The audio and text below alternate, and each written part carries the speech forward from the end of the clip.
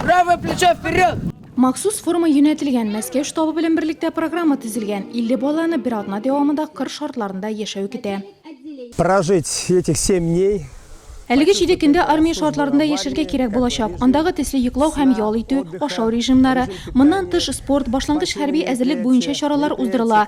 Бу Калашников автоматын сүтеп җыю, противогаз һәм саклану костюмын кию, десантчылар әзерлеге һәм 14-15 яшьлекләр авырлыклары 50 килограммга җитсә, сәламәтлекләр әйбәт булса, алга таба парашюттан сикерәчәк. Илнең яшь армиячеләре рәтләрен безнең районның 800-дән артык укучысы тулыландыра. Ратный сбор дигән бу безнең лагерь, палачный, военный.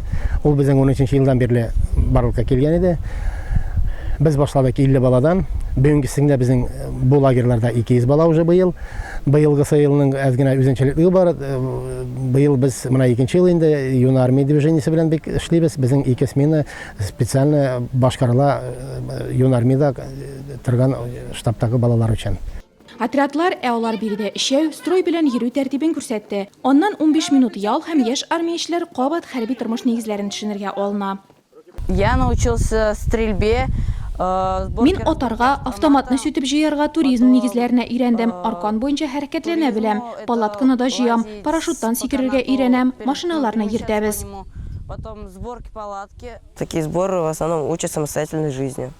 Мондый җыеннар мөстәкыйльккә өйрәтә. Шулай итеп безне армиягә әзерлиләр. Ратный сбор лагерында армиядә кирәк булачак күнекмәләр алабыз. Девушки не уступают мальчикам, также... Кызлар егетләрдән бердә калышмаска тырыша, автоматны сүтеп җыя, машинада йөрергә өйрәнә, гәүдәне җирдән күтәрә. Йөгергәндә дә бергәләп йөгерәбез. Яшь армиячеләр белән физик культура һәм тормыш иминлеге нигезләре укытучылары шөгыльләнә. 1 июльдән биредә авыл мәктәпләре яшь армиячеләре сменасы башлана.